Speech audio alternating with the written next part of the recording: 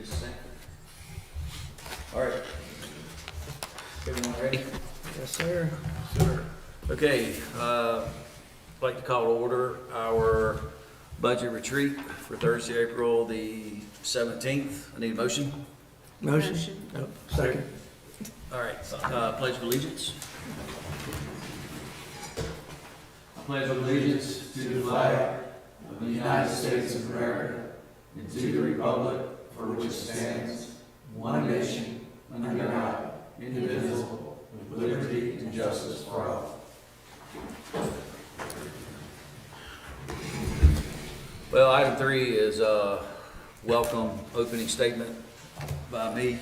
And the only thing I'd like to say is to the council and to all of our attendees, is that our last council meeting was, it got a little disruptive. And I apologize that I didn't ask folks to be a little bit more respectful of the folks that are in the audience. And it was disruptive when we were trying to have our meeting up here. So I just wanted to let you guys know moving forward, I'll make the same announcement at our next council meeting, that if it gets out of hand like that again, they would be given a warning, and then we have 2 options. And one of the options I really don't like, because we're all friends, is that, you know, we can give them a warning, we can ask them to leave, have the conversation outside, or we can just take a recess, and then when things calm down, we'll come back in and restart our meeting. So again, I apologize that I let that go on further than what it should have, and moving forward, I will take corrective action on that. Guys, got any comments on that? No, I think that's perfectly sound. Yeah. I think you tried to Well, the Robert's maintain- rules, you know, Yeah. stay. Right. That, yeah. So if we stick to the rules, then Yeah. all that stuff goes away. I think you were very controlled. You didn't lose your temper. You just tried it, and even Art tried to get them to calm down some. So, you know, I think it was handled as well as you could That without was doing key. the things you just described. Kelly, have Going much into to take. recess. Well, no, my phone started blowing up at about like 5 o'clock. And I was like, what in the world is going on? If you guys will mute your phones also. Yeah, mine's Yeah. done. Okay, item 4, town manager budget reports. Chief, you're up. Well, thank you, Mayor and Council. This is the first draft of the budget presented to you in a budget workshop. This has been put together by Steve, myself, mostly Steve, based on what you told us to do on the January 28th meeting that we had. A couple highlights. The tax rate in this budget remains unchanged at 65 cents per hundred is what has been proposed. That valuation, I just want to remind you, has been set by Avery and Watauga counties. In your packet in the beginning, there's a bar chart of assessed value. It slightly went up, but it pretty much remains about the same. You can take a look at that if you'd like. The budget's kind of a vanilla budget, and I apologize. I'll apologize up front. As we discussed in January, the unknown of the recovery effort has driven this budget proposal that we've given you. 2 things that arching overall, is we do not know what FEMA is going to pay for. We're in the middle of that process. FEMA inspections almost every day. We've got a lot of engineering that's being done. We still believe the $27 million worth of damages is a good number, is what we're using. So that went up from 22. No, it's been 27 Oh, for a has it? while. Okay. Yeah. And it may vary a little bit, probably will go up as one, we're finding more damage, and 2, we're finding that the cost to do repairs, the construction costs, the material costs, the inability to get bids, as you know, we struggle with that. But right now, from a budgetary standpoint, we're focusing on $27 million worth of damages. So as we discussed in January, and we've put that together in this budget, we're preserving cash as much as possible, and you'll see, as you'll see every month, the fund balance increasing, and And most people who aren't aware would say, wow, you got such a great fund balance and it keeps increasing, why don't you lower my taxes? The reason it's increasing is we're not hoarding. Tightening our belt. We're not hoarding. We're preserving cash because of the unknown. We don't know. And we've got two big pieces of the pie that are unknown. The big piece is the $27 million damages in the recovery with what FEMA may or may not pay for. And the second is the employee health care costs, which you know that the League of Cities pool wrapped up. They threw everybody out, and we're in the process now of getting those numbers together. We don't have those today. Steve and I have a meeting this afternoon with the broker to go over where they are in that process. So in this budget, we have included a 30% increase in healthcare costs, just so I'm covering all the bases. I believe we can come in a lot lower than that, but to put a budget together, we didn't want to not be conservative on that. So those two things are driving what you see in this budget. We've kept capital to a bare minimum, and the capital that you'll see in the budget is what's been determined to be absolutely necessary to continue operations. We have some snowplow work, we've got some salt storage work, we've got 2 police cars. There's a caveat to that none of the capital will be bought, or at the time of approval, we're going to look at where our position is. Our position changes every day with FEMA mostly. And so, as I told you in January, we're going to put a budget together that covers normal operations and the capital we absolutely need to have, with the caveat that if we go to order or purchase the capital equipment and our position is such that we can't afford to do it, we're going to pull it out. Mm-hmm. But I needed to give you a budget that at least shows you what the department says that we need absolutely. So conserving cash for the recovery efforts has been the key. Just a recap, we do have some cash flow money available. We've got a $3.2 million cash flow loan from the DEQ, the state, and those are for utility repairs only. And we're planning to use that money to make repairs to water, sewer pipes. Hopefully we can use that money for the Buckeye Lake project. It's not enough money to pay for it, but we have out-of-pocket costs. We've had out-of-pocket costs mostly for engineering. So that $3.2 million, $200,000 of it is a direct grant to us for administrative costs. $3 million is a loan which we'll have to pay back at some point in time. And I've been through all this with you, but I just wanted to recap where the money comes from. So that $3 million of cash is restricted to utility operations, and we have far more repairs than that. But we're using that money now to pay for the engineering costs predominantly. With the addition, we've asked the Cherry Gap site for the debris removal site on Cherry Gap. We've applied to the $3 million, and that has not been approved yet. So we haven't gotten any of those dollars back, but that's where we're appropriating it. We've got about $2.7 million in expedited funds from FEMA, and this was back in November, December for debris removal. They expedited the project and gave us 50% of what we estimated. And our emergency response, it's called Category B. And this is what we spent with generators and fuel and hauling dirt and things like that over time. And that was at 50%. We've exceeded that by about 100%, and we put in another request to FEMA. It's called a version request to get some more of that money back to the town, and so far we haven't received that.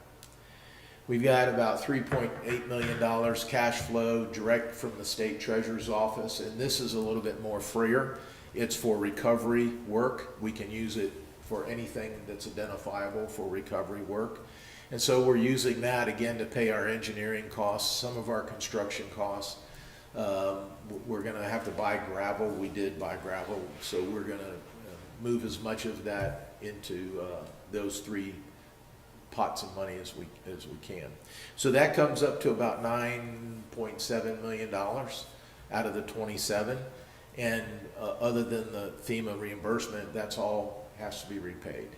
So it gives us some money to operate with in chunks. But then my plan is we're gonna do a $3 to $5 million project, and then we're going to stop and wait for reimbursement, and then do another $3 to $5 million project until something changes. So that means that the budget has to be able to cover those operating costs before reimbursement comes in. A long-winded explanation, but that's why we're trying to preserve as much cash as possible, because we'll need the general fund budget predominantly to carry us across and tide us over until we can get reimbursement either through the state or through FEMA or through other funding mechanisms that we have up there. So when you look at the book, that is the primary goal. Bob, can I ask you a question? Sure. Have we done any looking at getting an accrual of money in case of clawbacks from FEMA at a later date? Or are we just gonna wait for that bullet to fall? Well, yes and no. We're planning for that. We're well aware of that. We had a discussion. Well, part of the problem is we don't know what FEMA is going to approve, and if we do work now and FEMA doesn't approve it, it's on our dime. In other words, you don't get reimbursed for that work that's done. Similarly, if FEMA says, we'll pay you X amount of dollars for this project that we all agree on, and it costs more than that in a small project, under $1,035,000, then the town has to cover that cost as well. So it's not only just clawback, it's actually operating the recovery effort and having sufficient dollars to be able to cover those costs. Our goal is to come out net zero at the end, and that's why we're being very, very careful of spending money up front without a guarantee of getting it back. And we've done that. I've done that. I've approved a lot of money. But all of that has been, at least in good faith with FEMA, that, well, engineering costs are part of that project, and they'll be covered, because you can't, obviously, you can't define the problem for FEMA to come up with a cost for repair without having an engineer go out. You have to hire the engineer, you've got to have them go out, do the survey work, do all the things that they're doing to come back and say, this is what's wrong, this is what needs to be done to fix it, and this is what it'll cost. So that's where we spent most of our money right now. And they wanna get paid now. Oh, they get paid every 30 days. Yeah. No terms. So, and those aren't small expenditures. Those are, hundreds of thousands, quarters of millions of dollars. So, long explanation, but what we're doing is spending that money with a good faith. We've run it past FEMA. Yes, they need this information for this project. Buckeye Lake is a good example. Charter Hills Road is another example. The Cherry Gap site is the third example. The utility, we hired an engineer to do the utility design. You can't get anything done through the state without a permit on the utility, water and sewer. It has to be designed by an engineer, signed, sealed, and that takes, a long time. So those dollars are being spent today, with the expectation that 100% of that will be reimbursed. What we're not doing is fixing a road, fixing a culvert. We're not fixing a trail. Well, we did do some trails. But all of that, we run the risk then of having to fund that out of the general fund without getting a reasonable expectation of getting it reimbursed. And in saying that, I hope that when our summer residents return, that they recognize that the town council, management, our hands are tied. That, do we pay for it up front and risk not being paid back and potentially, I'm not gonna say go broke, but you're gonna see our fund balance dwindle. And it's not worth the risk. We're gonna have to accept it. And I mean, look at the other towns that are in our surrounding area. I mean, we were probably one day after the storm, we were already months ahead of being proactive with the things that we need to do. So it's going to be I'd say it's going to be another 2 to 3 years before we see progress. I hope it's going to be less than Well, no, I think you'll see progress this summer. It won't be at the speed that everyone wants. That's why we sent that letter out in the water bill to the residents to explain the process, give them some reasonable expectation. I still get calls every day, my ditch, my road, this and that, and we explain to them, what the process is. Most reasonable people understand that this is a cash management problem. If we had $27 million in the fund balance and you said spend it and get this town back in shape as soon as possible, we would. We don't, and you can't. So it's not really like we have a choice. We can do some what I consider to be minor repairs, but for every repair we've done, we've had to prove to FEMA when they go out to inspect it, and they're out today inspecting, they want to see damage. So if we fix a road and the road is back to normal and you say this is what was here and you try and show them a picture, it's a flip of a coin on whether they're going to write that work order and get it approved through the FEMA process. So we're fixing what I consider to be emergencies, something that is got to be fixed, and we are willing to pay for it. And if we get reimbursed, we do. But we've had questions on the inspections about, what do you mean, this road, this ditch, this culvert? It's pretty easy when there's a hole in the road, obviously, like Charter Hills, but the vast majority of our damages are on our gravel roads, our drainages, our culverts, our ditches, and those are substantial.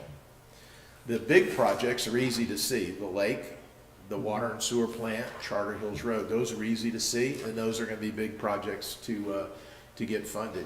It's the I think we're up to like 70 some small projects out there. Those are the ones we have to justify, each and every one, and those could be anywhere from $100,000 to $250,000 a piece. Well, you do the math. We can't cover that. Do the estimated project cost, is that generated internally, or is that from outside engineering that's saying this is our On the process? engineered projects, the engineer is required to do an estimate and sign and seal it, and then FEMA reviews that. What we found is that we can't get people to bid at that rate. We can't get people to bid because there's so much work. But the rate is now, let me back up. The last engineering estimate, there was a 50% increase for Helene economy. So in other words, here's what it costs to fix it, and then here's 50% increase on that bottom line because you can't find people to work and the material costs have gone through the roof. 50%. So you can imagine when we take that to FEMA and they say, well, we'll pay for this, but we're not going to pay for the 50%. Well, you can't get people to haul. You can't get truck drivers. You can't get cranes. It's not available. So it's becoming a problem. To answer your question, on the A&E, which is the architect and engineer projects, they are required to do an estimate. On the smaller projects, let's say the roads and things like that, Hagerty, FEMA, and us internally are doing, we have a bid opening tomorrow that's just unit prices. What's a ton of gravel cost to haul up here? What's a quarter mile of road to grade? What's a 100-foot a ditch? So we're getting unit prices to plug in and make that happen. Is there any recourse with FEMA when they're saying we won't pay this higher rate? But they have to understand and know that I mean, all of western North Carolina's got hit pretty hard. Yeah. You would think that they would be kind of receptive, that realize that that's not. Well, the way it works is that there's a cutoff. There's a small project and a large project in FEMA land. So a small project is $1,035,000 or less. So the way a small project works is you work up the project, FEMA reviews it, everybody agrees this project is going to be $660,000, whatever the project is, the small project. When everybody agrees, it's not done, and it's not bid, then they sign, you sign, and they give you $660,000 to do the project. And you're required to do the project. If the project is $760,000, the town absorbs the $100,000 loss. Conversely, if it's $550,000, the town keeps the $100,000 profit. So obviously, it behooves us to be very, very accurate and hopefully have, some higher prices in there. Except that's where FEMA says, no, we won't agree to that rate, and you reduce that ability. That's a small project, and those are good, but you run the risk, particularly in today's economy, of being over and not having not being able to get the project in on under budget or on budget, and then the town is liable for the difference. The large project is over $1,035,000. Buckeye Lake is a good example. So that's handled a little bit differently. They do an A&E study, they do an estimate. Same process, we all agree. Everyone signs off, but there's no money up front. Then you bid it, you do the project, and FEMA will pay for the project as it goes through, as a reimbursement. So the town would write a check to the engineer, to the dredger, and submit it to FEMA under this large project, and FEMA would reimburse us.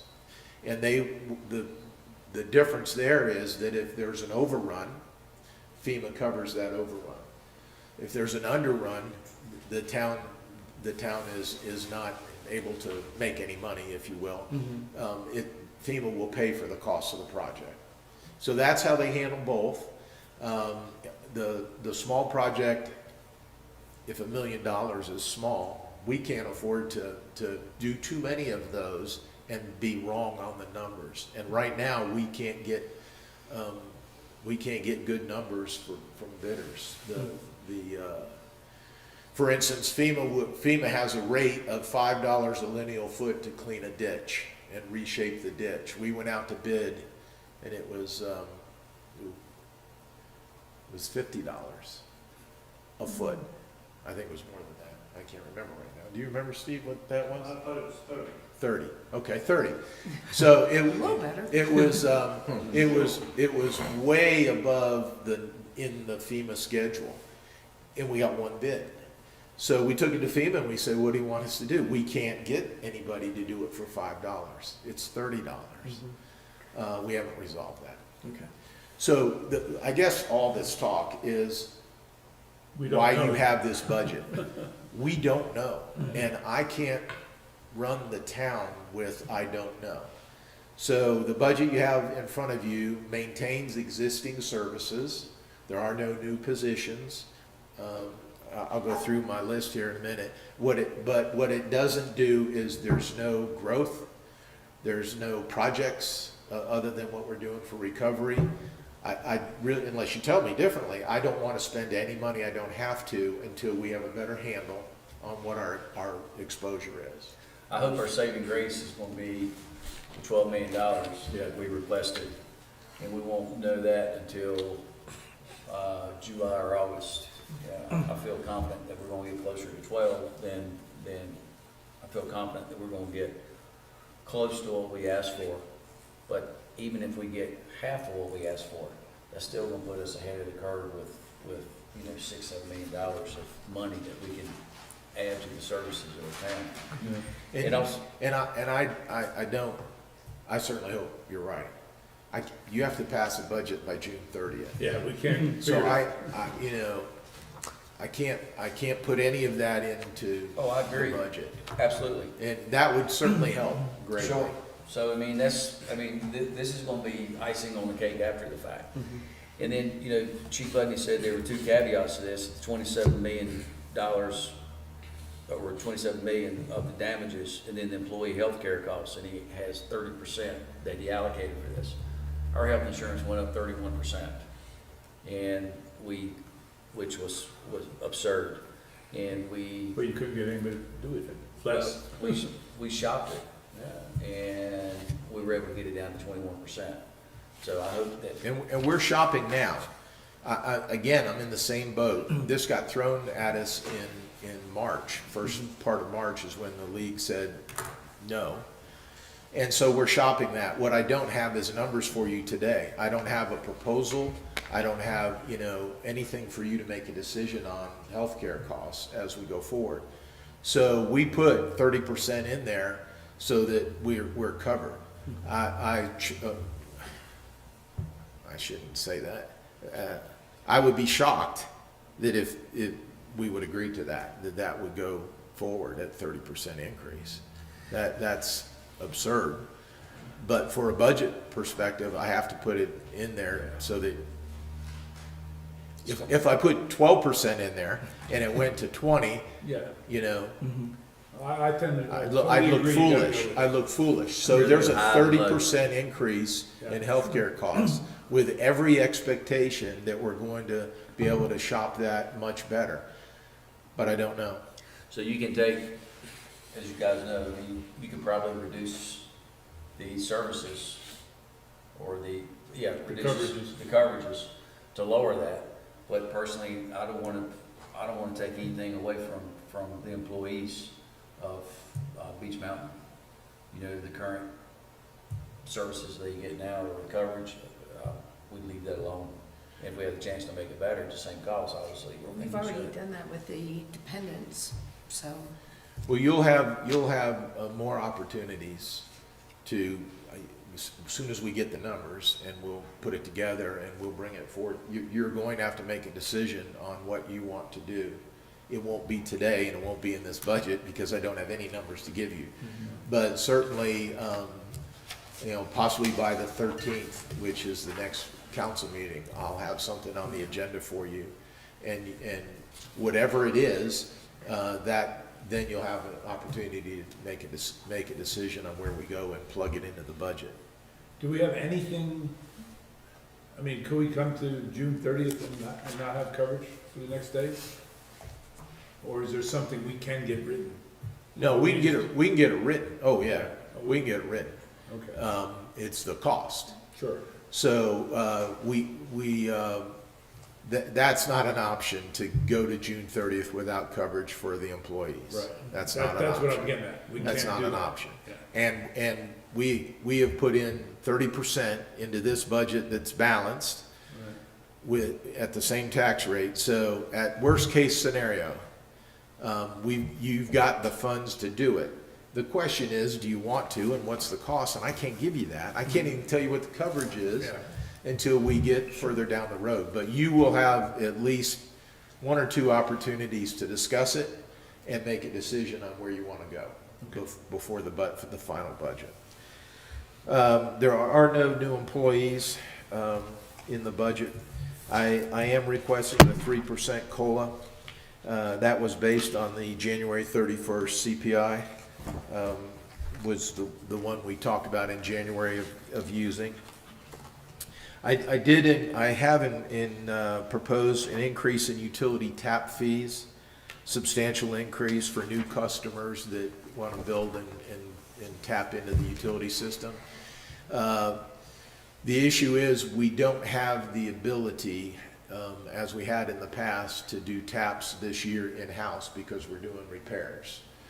So I asked Mr. Davis to go out and find a contractor that would do taps for us, because we've got a backlog now of new construction that needs taps and we can't get to them.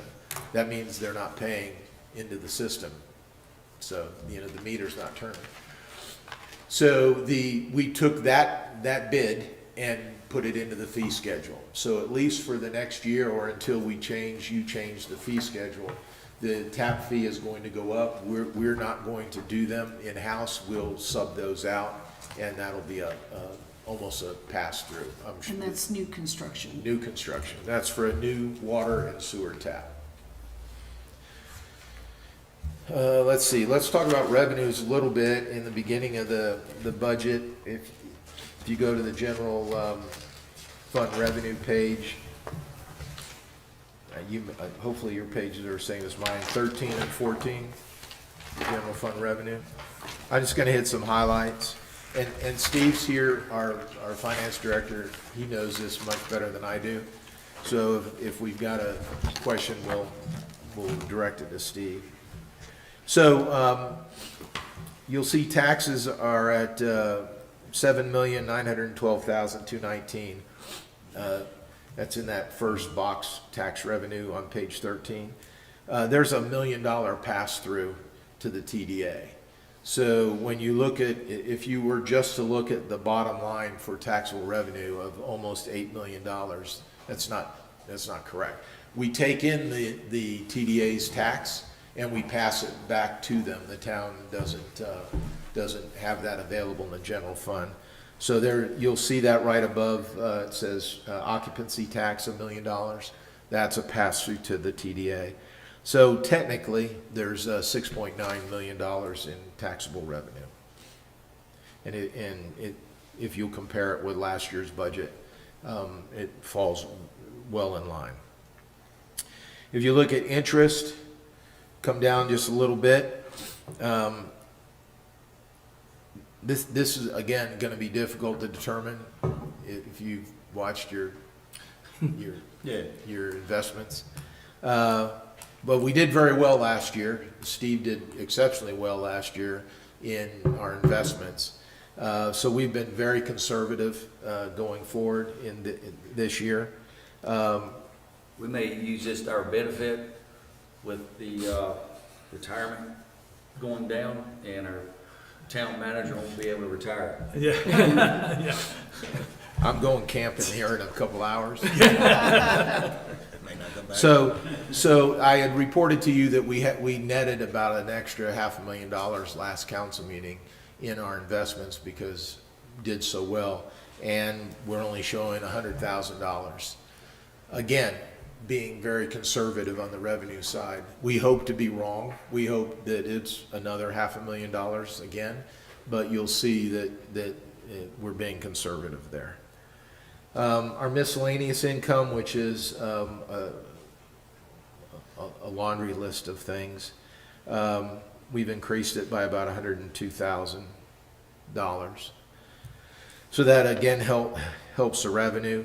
Our sale of fixed assets was reduced by $25,000. We're just running out of things to sell. So we sell land, we sell whatever we can sell. GovDeals loves us. But that's been reduced. So our total revenues are at $12.7 million. And that's an increase of about $86,000 from last year. We had a surplus last year, correct? Was it like $90,000 or something? I don't know. We had a surplus, what it was. Yeah, it was like, my recall about $100,000. Yeah. So any questions on revenue? So the transfer from the TDA, the one that you have highlighted on page 14, Yep. do you mind going over that real quick? Okay, so TDA pays the town for a number of things. So they reimburse for salaries, they reimburse for lawn mowing, things like that. And so we have a transfer in and out from the TDA. Again, it's a wash. If you'll look at the recreation page, we can go back here in a minute. You'll see that they have projects in there which are expenditure on the recreation budget that are only going to be completed if TDA funds them. So that's a pass through. Okay. if that That answers makes the sense. question. So if we look at expenditures, because that actually is the one we can do the most with, I'd like to really take credit for this one. If you go to page, I think it's 19, the bottom line for administration. If you look at the proposed versus last year's budget, it's a decrease of about $645,000. That's total or just administration? That's just administration. How'd you do that? That's not a small number. That's a lot. That's a lot. I thought for sure one of you were going to ask me about that. Steve will tell us how that number came about. That is a reduction in a number of line items as we go through. But I thought for sure someone was going to look at that and say, "Wow, where'd that come from?" Was that, were there any contracts that you deemed unnecessary that you're able to cut from, or services, or, 'cause obviously we're not cutting from employees? Well, we cut professional services. If you go through the list, there's Four got cut? no. We use him a lot. Yeah, exactly, we need him. So those were a number of reductions that go through there, but there was a substantial reduction. If you look at our debt, that's where the majority of it is. So let's look at capital expenditures. If you turn your tab, general Oh. fund capital. Quick question on the utilities, another highlighted item, the 50,000, What page? on page 17, under administration. We didn't mean to It highlight went that. up to 128%. The 128% is, that column, and I really don't know why I give you this, because it's kind of skewed. So that's how much of the budget we've spent so far as of 2/28/25. So if you take the 25 budget of $25,000, We spent 31. and I spent 32,000, so I'm at 128%. Okay, And we're budgeting 50,000 this year in response to that. okay, That's because our water's gotten so darn expensive. okay. So that percentage column is where we were at the end of February. And it's really not a very good number, because you can spend a lot of money in the beginning of the year and that number goes up real quick, or you can draw it out over the year and the number doesn't. So, Or you get hit with something in May. exactly. Gotcha. But that's why that 50,000 is Okay. in there. If you look at general fund capital, it's a couple tabs back. So as I said, we're What going to page is qualify this. 52, Page 52? If you go to 56, 56. that's the general fund Oh, capital. gotcha, okay. So, and each one of these departments is explained in a page below this, but this is the summary. So again, we're gonna qualify this as the timing in our financial position. So we've got some Starlinks and a generator at Fire Station. Starlinks and the generator will probably be granted. We've applied for a state grant, and I'm very confident we'll get that, but I have to show the expenditure here. What is the timing on those grants, you know? It'll be this summer. So we'll fall into this budget. It'll fall into this budget, Yeah. correct. The town hall furnace is 37 years old. It failed this winter. We had trouble getting it back on, so we're gonna have to replace that. The police vehicles, based on mileage and cost. The fuel pumps, we've got to replace. They failed. They just failed last week. So those are absolute need. Additional salt storage, we've discussed that. We've got some funding that we use for the property We've got, I think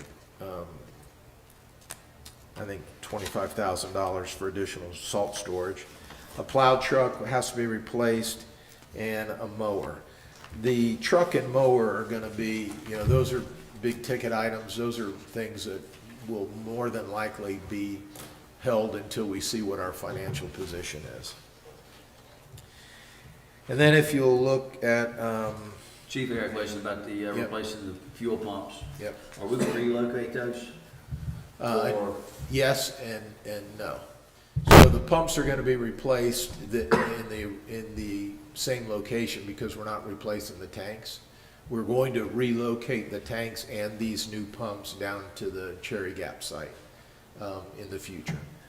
when we look at the long-term picture of Beach Mountain, where the pumps are currently located, that's gonna be in our business district, correct? Correct.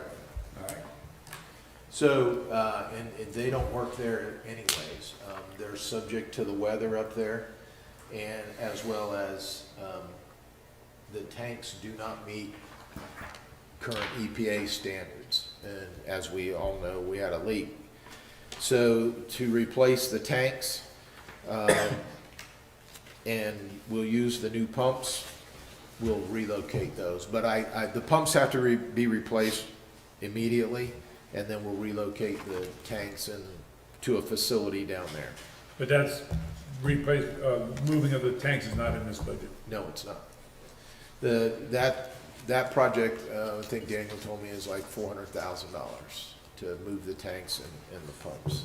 So on page 55, the multimedia system for the conference room, Yes.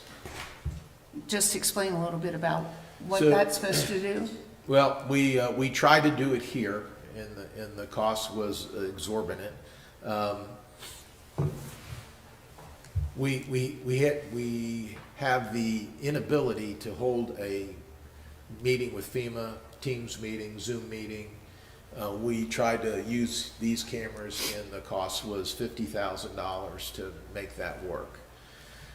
There needs to be an ability to have those types of meetings remotely, and so it was far more cost-effective to do it at the Public Works. One, that's where they're meeting anyways. They're moving here. They were here this morning before you got here.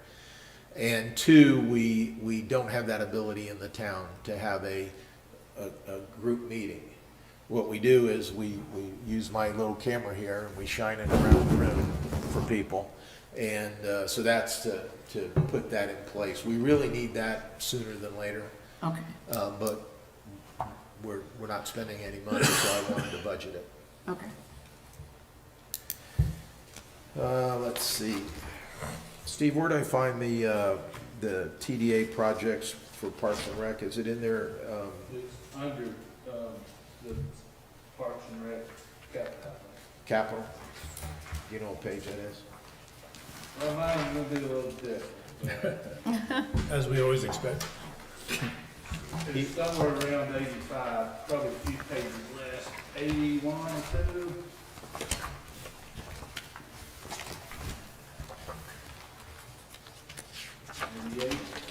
Mine's on 82. 76.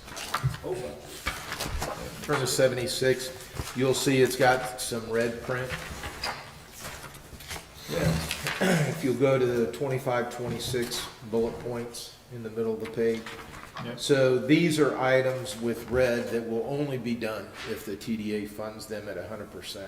If the TDA does not fund those, we will not include those as an expenditure, and the project won't be done. So the Sled Hill Snowmax and pump system, we did a 1-year test. It worked well. Want to do it again and put it in permanently. The resurface the Buckeye Gym floor similarly. The treadmill is not a TDA item. The log wrapper is not a TDA item. And the EV chargers over at the parking lot to replace the ones that never work. That's the TDA. They're going to continue Christmas lights with the increase that they did this year, as well as grass cutting and reimburse for salaries over at the visitor center. Do we know what their current fund balance is for TDA? Do you know what What's the question? current fund balance of TDA? There's no such thing. I think it's around 2.2 million. Fund balance is calculated on the general fund, which includes all your taxable, departments, or, I'm sorry, tax-driven departments such as police. I mean, they're paid for by tax. So admin, police, planning, inspections, rec department, all these things are lumped together, so you get one fund balance for all of the general fund.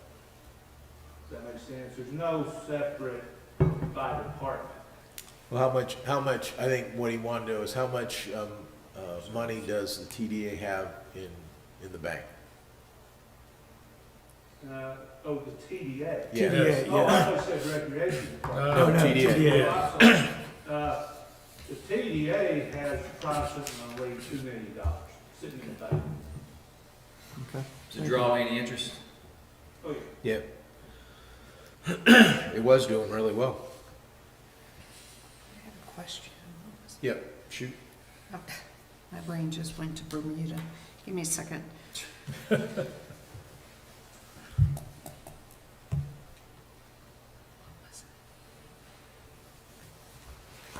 So, well, while you're thinking. Go ahead. So we've got projects that are funded by the TDA, and they're specific. In other words, we show them as an expenditure in this budget. They won't be expended, and we'll pull them out if the TDA doesn't fund them. Oh, that was my question. How old are the EV chargers for them to have already failed? They've never worked. Oh, well, there we go. Don't buy a Bosch EV charger. They were put in when the parking lot was built, so that was, 3-4 years ago. And for whatever reason, they're not weather resistant, and they fill up with water and short out. Okay. So, they're Bosch. And Do we have better chargers There's- if we're gonna invest this money to? there's better chargers, Okay. and that's what Sean has gone out and found. And he's taken that to the TDA. Now, these projects that are in red, the TDA has discussed, and they have preliminarily budgeted them. But you will see those as an expenditure in our budget. And then the Shane Park addition, is that beyond the FEMA repair to the area? I don't have. That's in red, That the was 20. pavilion? That was last year's budget. No, that's not this budget. That didn't Okay. get done, Okay, and Yeah. they did not give us the money. okay. Talking about the $2 million that's in the TDA account, I think it's One Rock, that they have whatever revenue that they generate, that they spend it, they've got, and I don't know the proper word for it, but they spend every penny of it, and they have a zero balance at the end of their budget cycle, then they start over again. They do. They don't save any money in the TDA for a rainy day. Yeah. I've more than once asked our TDA, what can you define a rainy day in TDA world? Yeah. And I'm appreciative of what the TDA has invested in the town. $2 million, it's a lot of money. We're sitting here talking about $100,000 for this and $200,000 for that, and there's $2 million that's sitting there. And what was it, last December, they had a record month of around $280,000. I mean, that money needs to be, it doesn't need to be spent on the town, it needs to be invested so that it'll save a few pennies for our taxpayers. I mean, to have that kind of money in a rainy day fund just sounds excessive. It is taxpayer money. Well, they don't, let me, you're gonna get me in trouble. So they don't have $2 million in the rainy day fund. They keep about 380, Steve? $380,000 reserve as their rainy day fund. The remaining money is available. Now, they're restricted by statute generally on how they can spend it. And quite frankly, they've done very well for the town. I've had my losses with them sometimes, but most projects they fund. But there is, for whatever reason, The economy in Beach Mountain has been good, and the occupancy tax has been up there. So, I mean, in one of the pages, there was maybe $25,000 for, I think that was the number, for, salt shed. I mean, I think that should be funded by TDA. You know, our guests come up in the wintertime. You know, I mean, we have 700 residents, 715 residents, but then on any given weekend, we have an influx of 5,000 people that are coming up here for tourism, coming up here to ski. Why, that $25,000, and there are probably some other line items in there that I think that, I would like to direct our town manager to take some of these items to TDA and ask them to pay for it. Why not? I can always go back to my. Salting our roads is just as much, is more for our tourists than it is for the locals. Locals are equipped.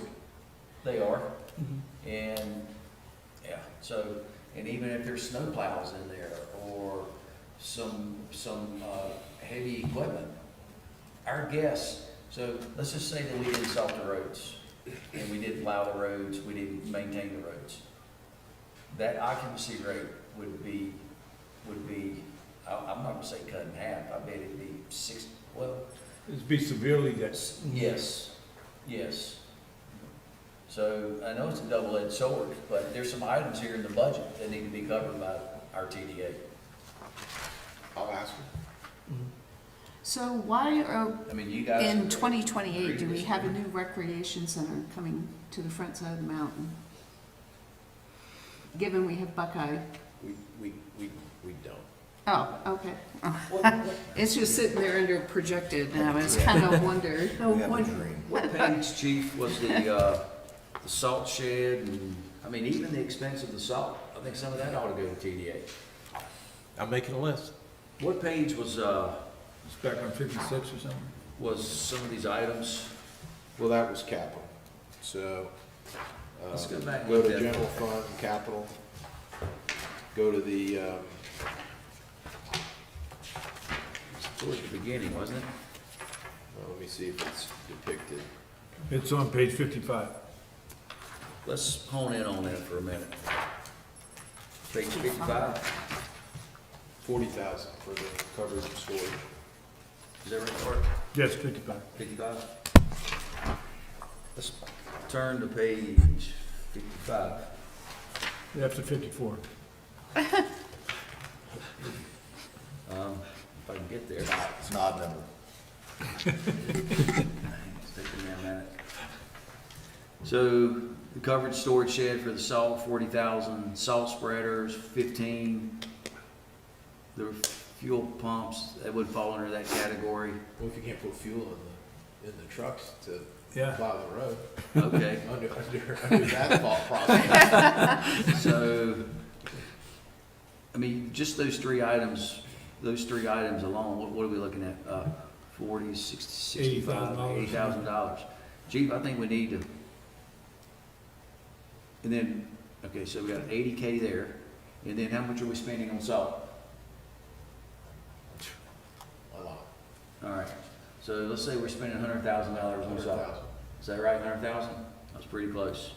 So, I mean, right there's $180,000 that our taxpayers, I mean, it's not much to the taxpayer, but when you look at the total dollar, when you got $2 million that TDA has, this is all directly related to tourism. Why are the taxpayers paying for it? Why are we paying for it? I think it's a justifiable ask. I'll ask. I'm gonna tell council once. I agree. Chief, has the town been reimbursed for the boiler project at Buckeye yet? Yes, It has, okay. the HVAC. Yeah. Yes. Yep. Okay. That 180, might as well just round it up to 200,000. So I guess what I need to know, because I'm hearing two different numbers, right? I'm hearing a 380, and that is the cash flow available from them at the end of a year, of the financial year, versus $2 million, which is what they have to function in a year. What's the surplus number that TDA has left over that they're not spending? That's 380 for a rainy day? I'm not sure how to answer that. They have a budget of about $1 million. Okay. So they pay, out of that budget, they pay, the bulk of that is for marketing. They reimburse the town for salaries and benefits on some employees.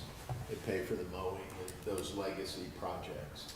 They, in their budget, they withhold $380,000 as a reserve.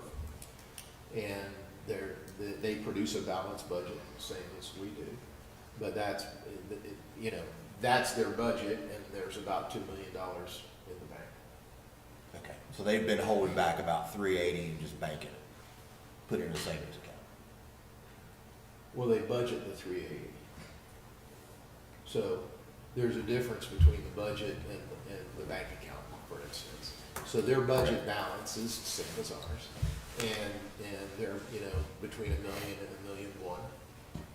And in that budget, they withhold, they have a line item for reserve $380,000. That's just a line item. In the 1 million. Yes.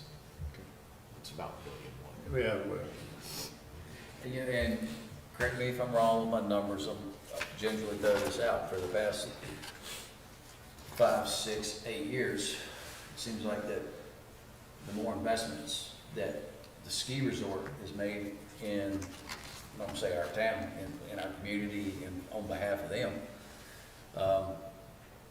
our business continues to grow. And I think there's more correlation with what the resort, and again, it's just my opinion, it's what the resort's doing to keep our town afloat in the wintertime than it is the marketing money that TDA is spending on the town. I think you can put a measurable, you can put a measurable result on what the resort's spending and the people coming to Beach Mountain versus what TDA is spending on marketing and the people coming to Beach Mountain. Does that make sense? yeah, but you also gotta be careful, it's 1/3, 2/3. And so, you know, Is that marketing is in the 2/3. All right, so let's say that they spend 40% on marketing. Mhm. Is anyone in the history of, since TDA was established, gone to prison? What? That's, anyhow. Rhetorical. Rhetorical. I'll take it to them. They spend, the bulk of their investment is in marketing.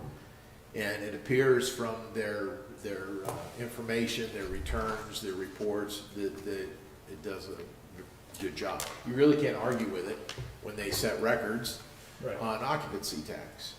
So, you know, it's, I would be the first one to argue, it's difficult to measure, but the measurement is in the bottom line. So it, either that investment is returning a return, or it's not, and they believe it is. I mean, the numbers show it The is. numbers show it is. So, you know, they're marketing for the entire town, not just the resort, not just, they really don't market skiing that much. They market the outdoors, the hiking, the biking, the fishing, the birds, you know, all those things. And I think they do a pretty good job, They do. because the bottom line says they do. If you stop the marketing, and, you know, occupancy tax dropped through the roof, that would mean that we didn't have visitors and not really want to take that risk. No, I think what Weidner said in regard to the resort spending money on marketing, you know, versus the TDA spending money on the marketing.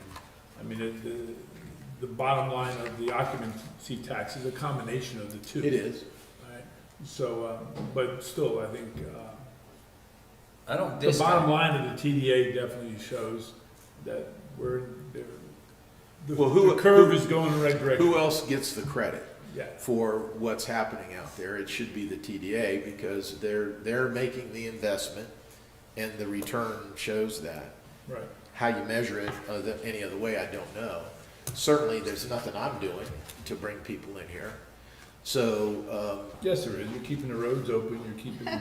no, because no one likes the roads. So, and I think the resort market's the resort, and they do a really good job of that. but the TDA is not necessarily marketing skiing, that type of wind. Not exclusively, for sure. No, they're marketing everything else. Yeah, and I'm not discounting what the TDA is doing, I think they're doing a fabulous job. I am adamant that some of these expenses need to be, fall under the TDA. Well, We had it- and there will be substantial pushback on each one of these. The 1/3, 2/3 discussion always comes up. And capital items are, they do fund a lot of capital stuff. So, there'll be pushback, but it's easy for me to go before them and say, this is what town council wants me to address. So, so the farmer's market, that shifted from like the TDA, and I believe you said that the town would be absorbing that organization of the farmer's market, is that correct? Well, it was always the town. Oh, it was always the town. We went to the TDA to fund part, and they did fund it. Right now, Parks and Rec is running it. Okay, As you know, Sandy Carr was running it before, and the TDA was funding it. Okay. And when Sandy left, the TDA continues to fund it, and I've assigned it to Parks and Rec. okay, so they're funding it, okay, great. But the TDA is funding it. Okay, great, thank you. The last question, and just correct me if I'm wrong, the new tanker truck, didn't we buy one? Fire truck. Fire truck, thank you. Yes, we ordered it. It was a Okay. 40-month build, and that is not even halfway done. Okay, Yeah, I think it is. It's probably, we're 2 years into it. gotcha. It's been ordered, it's been encumbered. Yes, it's being built. Okay, It's amazing, 40 months. 40 months. that's To crazy. build a Great vehicle. aircraft carriers in less than that. Do we need a quick break? Anybody need a quick break? I'm fine. You need a break, Martin? No, sir. I don't. I'm good. Actually, I'm about done. Again, so after today, when we're done today, Steve and I will take what you tell us and we'll adjust the budget, and then it'll be put online by May 12th, 13th, I believe is what we're required. This is not online? No. So this is your second workshop. This is what we thought you told us to do. This is what we're proposing. These are the numbers. It balances, it doesn't change the tax rate. And then from here, we'll make adjustments and put a budget on the website for the public. And then you'll have an opportunity, as we go through the process, to make adjustments. One of the ones that we discussed was the employee health care. And all the stuff that's been moved around will be in the final budget for us to, like what was moved to recreation versus? Yes. Okay. And I'm so glad the public is here to put their input in. Easy.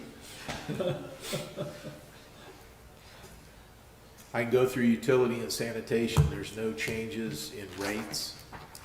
Utility is, as you saw last council meeting, financially doing very well. Sanitation, we've gone from being in the red into the black. That was with the rate increase. There's no proposed rate increase. So those two funds, doing well. Utility could fall off the table depending on what happens with the recovery.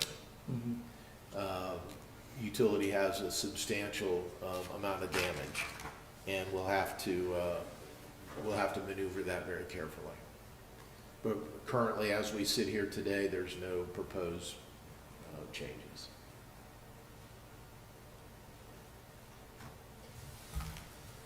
So I noticed up at the convenience center, there was some automatic gates that have been knocked over, I guess. Is that, do they need to be replaced, I guess? No, it needs to be repaired, and They that's need to in be- this budget, right? And that's an insurance claim, Steve, we have Yeah. that? We're Okay. waiting on an insurance claim, snowplow, Okay, hit the box. okay, But yeah, that'll be covered by insurance. all right, thank you.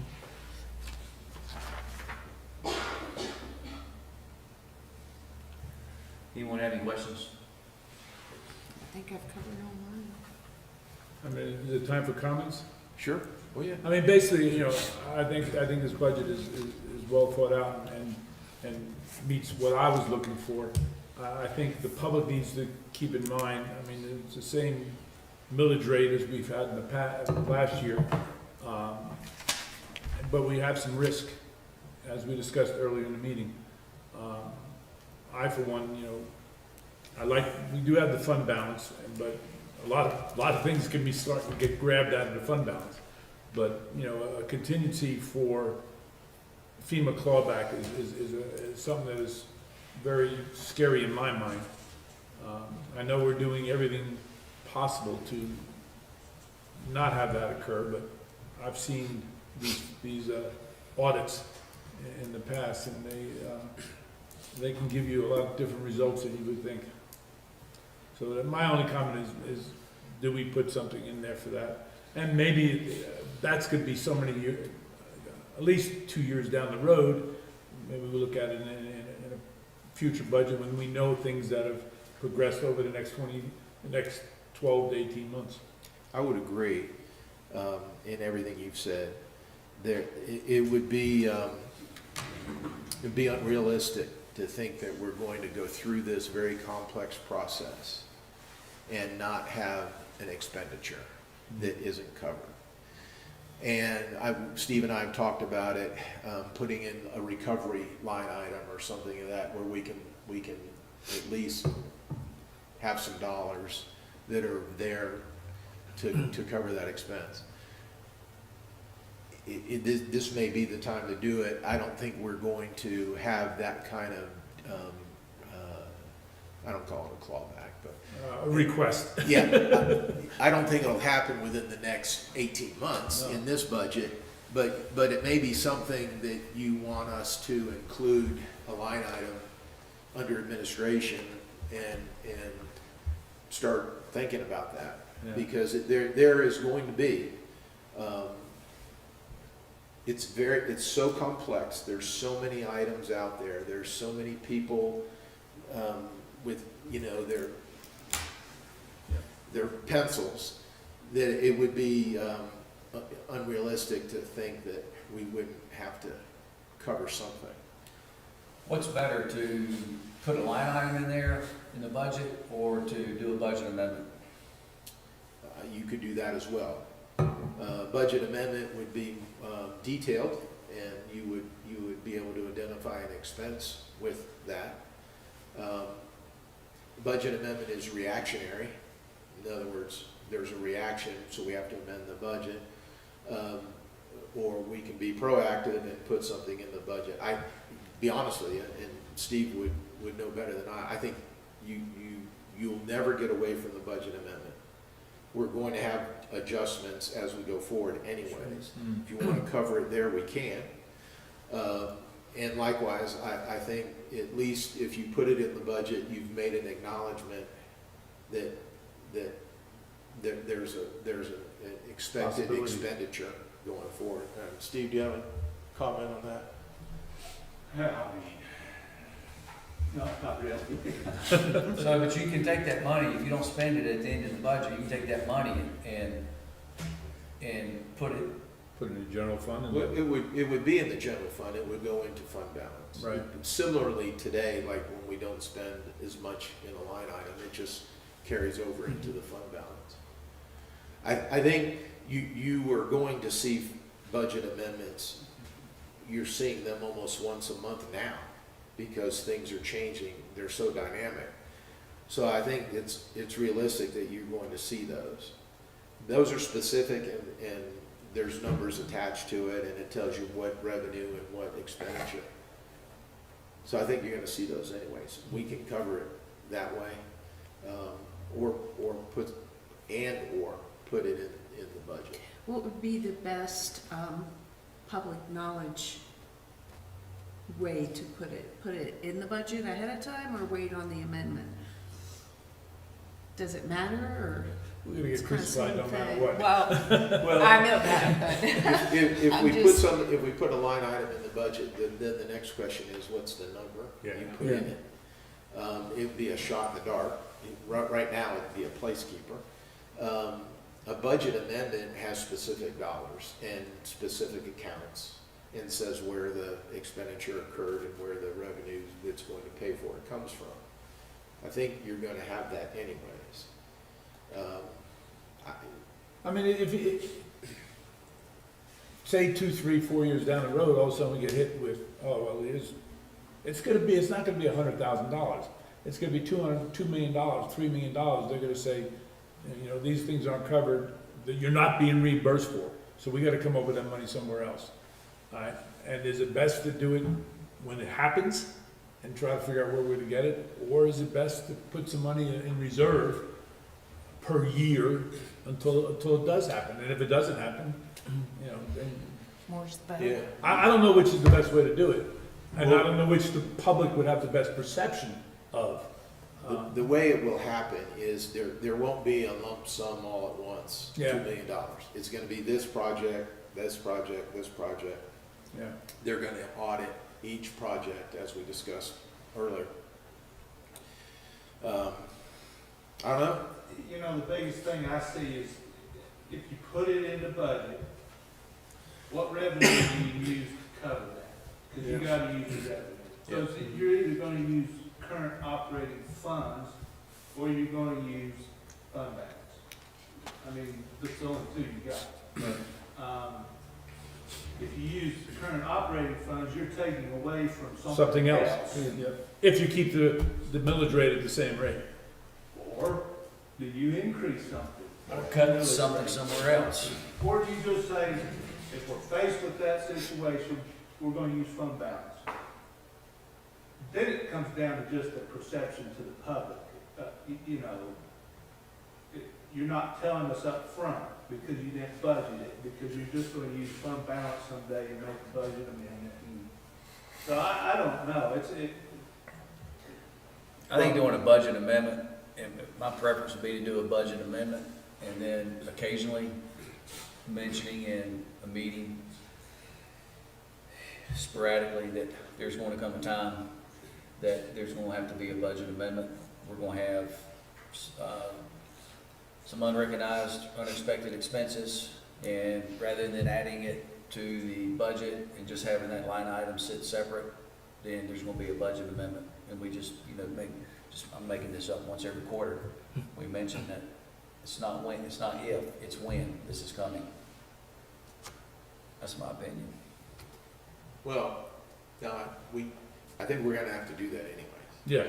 I don't think you can get away from that, because even if you put a line item in the budget, then how much? And then when we exceed that, it's a budget amendment. So I think you're gonna see budget amendments anyways. I don't see any way around that. We have to be, you know, that's the mechanism to adjust the budget, for unbudgeted expenditures. But even if we create a fund balance, Well, you know, you're gonna have to make an amendment to access that fund balance. Well, no, you could, if you put in a line item in the budget, and you, like Steve says, you have to come up with a revenue. Right. So you either identify additional revenue, or you make a fund balance appropriation to cover that.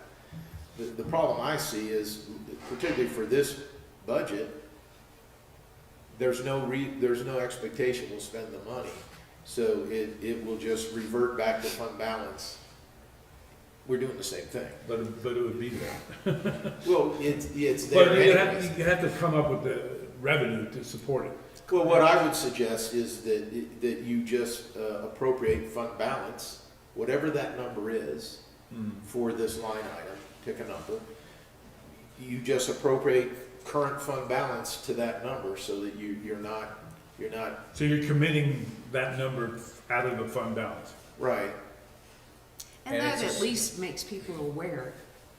It's a specific number, you have an I mean, specific even if it's expenditure. a not specific number, at least people understand where some of this is going. I just don't think I don't think we'll be there. I don't think it'll be there in this budget. I really don't. Yeah. I don't because either. The way things are going, But I'm just saying, it's not a bad time. It's not. You know, to accrue some money, because we know that hit's gonna come. And if it doesn't come, we have a hell of a party. Well, it wouldn't accrue, it would be in the fund balance. Yeah. And we would appropriate fund balance to cover that, whatever that number is. Right. Pick a number. Would you like to get that revenues? from And if some- you didn't somewhere? spend it, it would be in the fund balance, which is where you appropriated it from. So you're not cutting services to fund that line item. All you're doing is making it, possibly, Yeah. more. But then you might as well just do it later. Exactly. I think that's what Steve was saying. Yeah. It.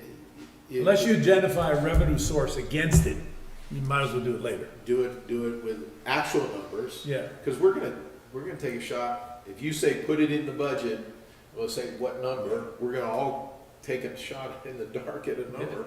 We're gonna appropriate it from fund balance, which, is some accounting work, but it doesn't move any money. And No. if we don't spend it, it's back in fund balance anyway. So I don't know. You know, I can think of one other thing, and this has been done in the past, but, can you tell me how this helps? I don't know, other than saying we recognize the problem, but, you can assign or restrict current fund balance as much as you want, and say just assign some sort of number from fund balance to the store. And that's a balance sheet thing, so that's not in the budget. It's off budget, it's in the balance sheet.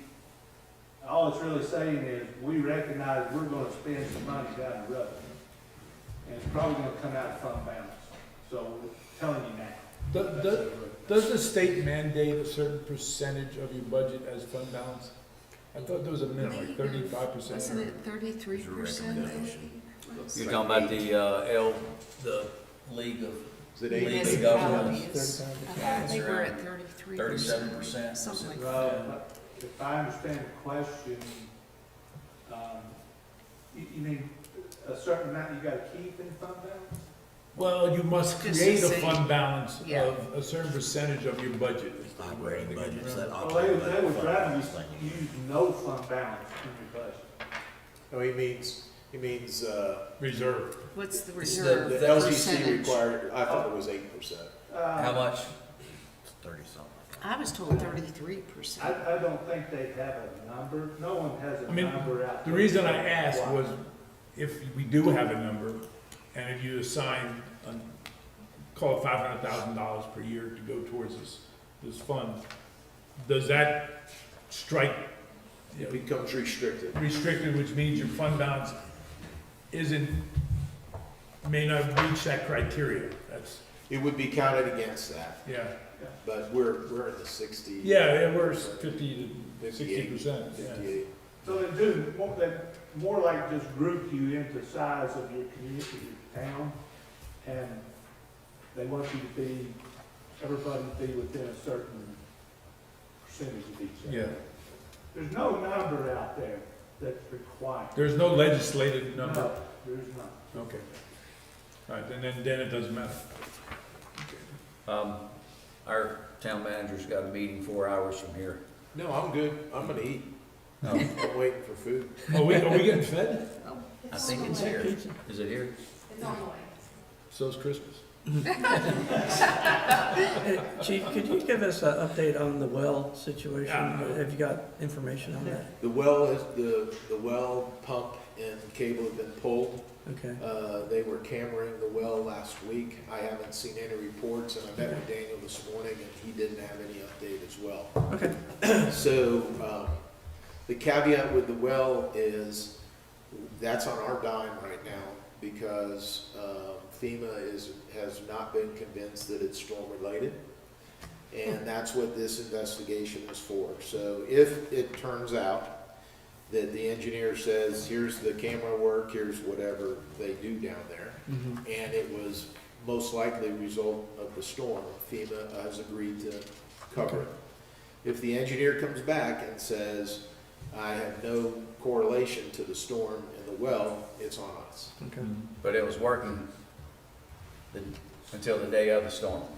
It was declining. It was working, and it was declining, and then the storm occurred and it basically stopped. So, I mean, it went like from 80 to 10? Something underneath happened, Right. and that's what they're determining, and FEMA has said, we'll cover it if the engineer says it was related. What we have, on this one, excuse me, we're paying for the engineer and the investigative, work to be done to determine what happened. Okay. As importantly, it'll not only determine what happened, what can be done, if anything, to put it back. And there's a possibility that we can't. So, for instance, if the fracture in the aquifer that was feeding it is closed or moved or whatever, and there's no longer a pocket of water, there may be nothing we can do. Mhm. Which Comes would to be a the dry worst, well. which would be the worst case scenario. Mhm. But that's where we are in the well. They pulled it. I didn't ask Daniel this morning. I should have, but he did not give it to me on the update, so he must not have any Okay. intel yet as well. Okay. Since we're going off in tangents, any sign of people working at Buckeye? Yes, they're doing their own sonar survey of the lake at their expense to confirm the material that has to be removed and the quantity. They want to make sure that they remove what they were told to remove, and obviously if there's more or less, I'm sure there'll be an adjustment in the cost. They are proposing the clarifier system to the engineer. That has not been done, and that has not been approved, so the clarifier hasn't been moved in. I'm told today that they plan to work 7 days a week, 16 hours a day for 20 days dredging. For some reason, once you start dredging, it's advantageous to continue the flow. And also it will help with the turbidity in the lake. So, and Daniel told me that was the week of May 1st, that we should see that process. They'll be putting turbidity curtains up, they're doing a survey, and you'll see people down there and equipment down there. He said today, they've been down there, so that's where we are. It's probably one of the biggest things that have occurred on Leech Mountain is this process. We all have Sell it? lunch down there and sell the idea. They'll People have, can pay to watch. they've Lots got of pictures. 45 days by contract, and it started on the 8th of April to complete it. So they've got to get it done before June 1st and get the lake quantity back. So then, and then as we said, it'll dewater in Shane Park for about 30 to 45 days before it's moved to the Cherry Gap site. If you go out to the Cherry Gap site, I'm told that they've cut trees, they're building the road, staked it out, there's a lot of work being done out there. I have not seen it. So we hope by dredging the lake that if we get a few decent hard rains, it's going to increase the water capacity. Correct. Every yard you take out. We expect about 40% increase when we're done in capacity, and we'll be able to run the plant full capacity and not throttle it back. That's the goal by June 1st, to be able to run the plant and produce as much water as possible. We still don't know the extent of the lower intake, correct?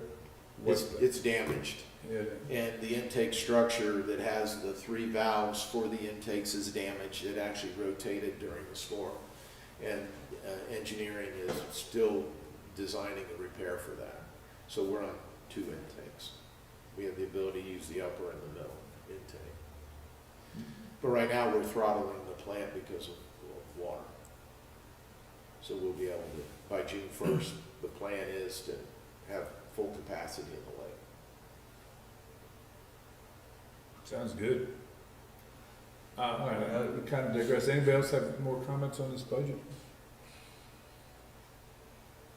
All right, I think it meets our needs.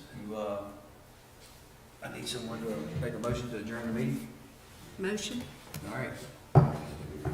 Thank you. Thank you. Thank you. Thank you. Steve, thank you for your Thanks, work on Steve. this.